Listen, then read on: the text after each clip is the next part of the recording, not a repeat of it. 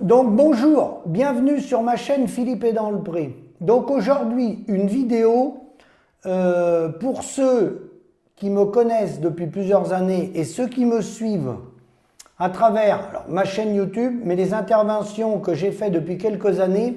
J'ai été invité à des conférences avec des souverainistes, des mouvements souverainistes de droite et de gauche, convié à des conférences organisées par Michel Onfray, Jacques Sapir, Emmanuel Todd, enfin etc.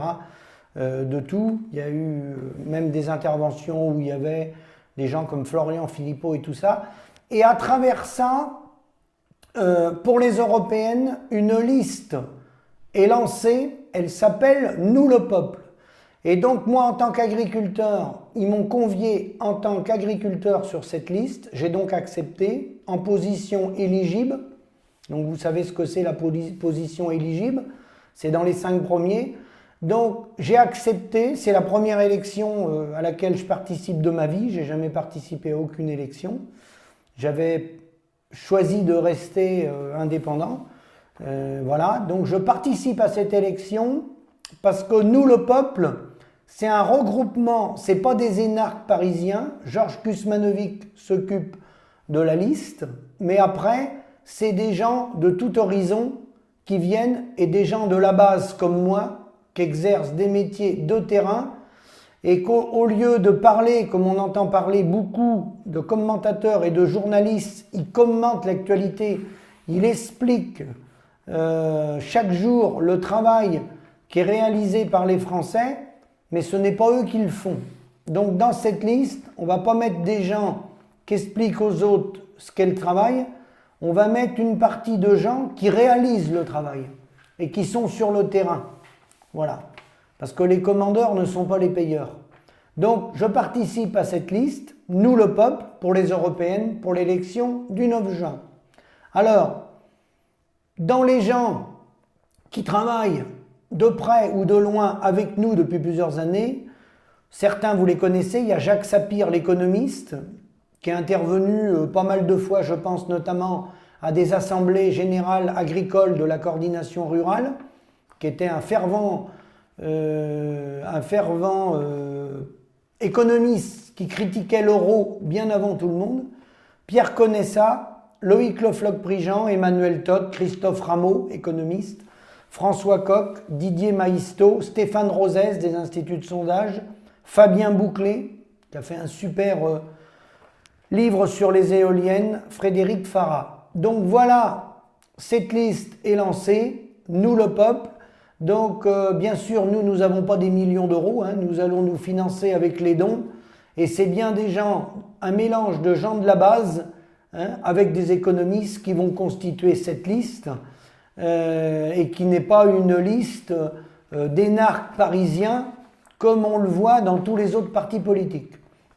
Donc pour moi, il n'y aura aucun changement. Hein. Mes vidéos continuent, la prochaine sera avec un voisin. Aucun changement sur mes engagements et mes prises de position.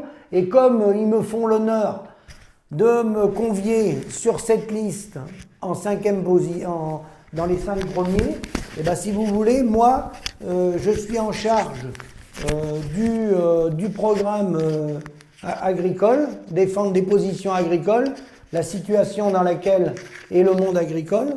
Hein. Donc, les thèmes, je reprends ce que j'ai déjà dit, je le concentre en quelques lignes. L'agriculture pour 2024, alors, de toute urgence, vu la situation française, il n'y a pas que la France, c'est une année blanche, sur tous les prêts, parce que là, c'est catastrophique. L'année 2024 va être pire que 2023, parce que le climat a été en notre défaveur à l'automne, il est en notre défaveur au printemps. Il n'y a toujours pas de prix agricole, il n'y a rien du gouvernement, il n'y a eu que des effets d'annonce. Donc, une année blanche, ce n'est pas pour résoudre le problème. Hein. Ça ne résoudra aucun problème de fond. Ça va le reporter, ça va éviter des dépôts de bilan massifs et des suicides. Ensuite, sortir immédiatement des traités de libre-échange, ça qui est la cause numéro 1 de nos malheurs. Hein. Donc un fonctionnement sur la base de la coopération, sur le modèle de la charte de la Havane. Je vous rappelle en quelques mots, c'est 53 pays dans le monde qui s'étaient réunis en 47, 46, 47 à La Havane, où il avait proposé l'OIC, l'Organisation internationale du commerce, qui n'a pas vu le jour. Ça a été balayé par les Américains et les Anglais, et on a vu naître le GATT et ensuite l'OMC, alors que là, ce modèle-là était un modèle de coopération entre les États, et il est clair que les paysans dans le monde ne se seraient pas suicidés comme ils se sont suicidés si on était parti sur les modèles de la base de la charte de La Havane. Donc ce système nous permet, nous c'est ce système qu'on va défendre, hein.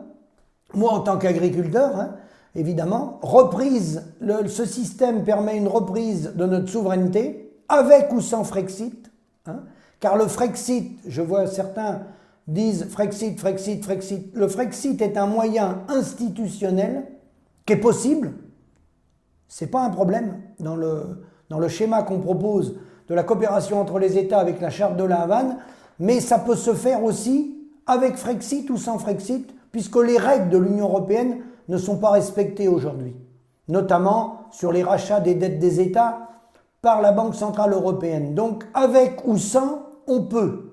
Quand on veut, on peut. Et donc l'idée, nous le peuple, c'est qu'on a déjà des contacts au niveau européen avec des gens bien sûr qui pensent comme nous.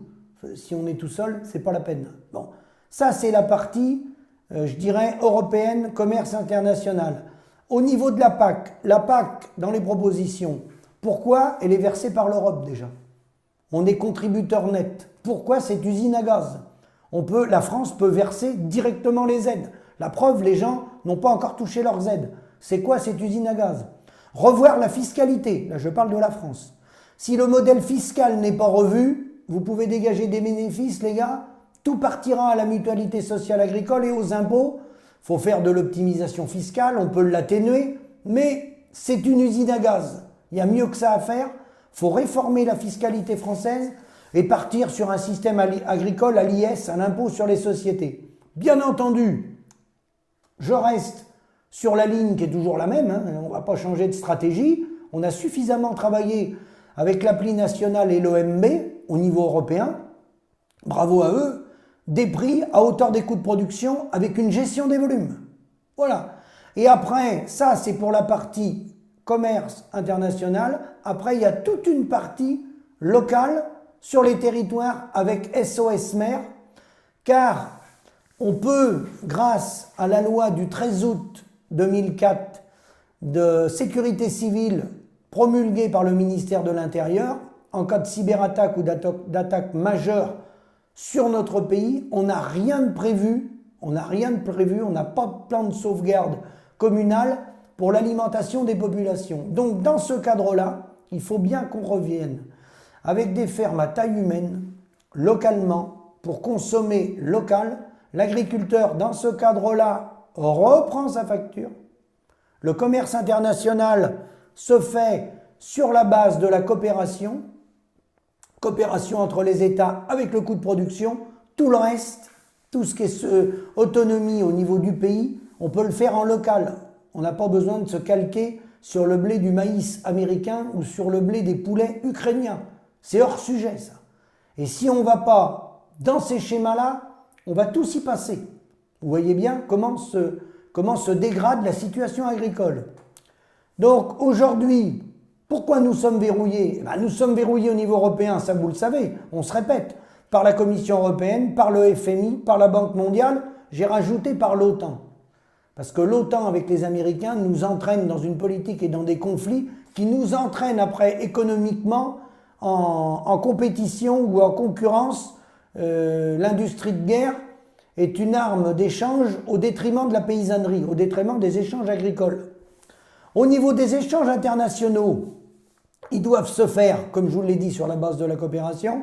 Et après, pour la monnaie, l'histoire de la monnaie, avec euro ou sans euro, les échanges internationaux, ils doivent se faire, non pas avec l'histoire du pétrodollar, où le dollar est la monnaie de référence mondiale sur les échanges du pétrole, hein, mais il doit se faire avec un panier de matières qu'on va déterminer, de matières premières ou de matières d'énergie, qu'on va déterminer dans le monde, qui vont servir de référence. On ne se met plus en référence sur le dollar.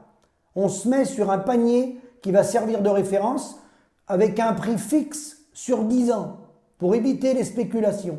Voilà comment on peut équilibrer les échanges d'un point de vue monétaire. Donc tout ça pour vous dire que le combat continue.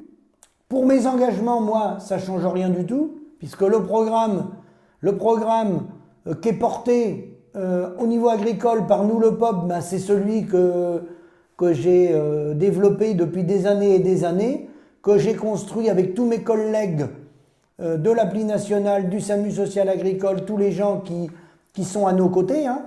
Donc le programme, on le connaît, c'est des prix à hauteur des coûts de production avec une gestion des volumes. Donc il n'y a aucun changement là-dessus. Et revenir en local, faire un pacte avec les consommateurs français, avec les citoyens. La clé, elle viendra par les citoyens. Donc on travaille sur le terrain. Toutes les semaines, il y a des groupes importants qui se montent de 200 personnes par département. Là, je parle de citoyens. Pour court-circuiter le modèle de l'industrie agroalimentaire qui est parti avec la caisse, qui a volé les paysans, qui a enlevé la facture aux paysans. Donc voilà. Donc essayons de tenir le coup, ne baissons pas les bras, essayez de nous soutenir pour changer le système, sachant que le système, c'est chacun d'entre nous qui pouvons le changer par nos actes d'achat, par les décisions qu'on prend chaque jour. Si on rentre dans le système, qu'on alimente le système, qu'on réinvestit dans le système mondialisé, financiarisé, il ne va pas s'arrêter. Mais retenez bien la phrase de Coluche, il suffit d'arrêter d'en acheter pour plus qu'ils en vendent.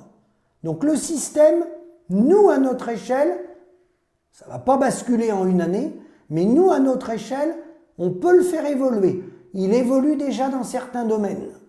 Et dans l'agriculture, il y en a déjà qui ont pris des chemins différents et qui sont payants aujourd'hui. Et les gens se sont désendettés parce qu'ils ont pris un autre chemin. Ils n'ont pas été à l'affrontement avec la finance mondialisée. Ils ont pris un autre chemin. Ils n'en ont plus besoin des financiers. Ils se débrouillent par eux-mêmes. Donc, je vous remercie. Je vous dis à bientôt.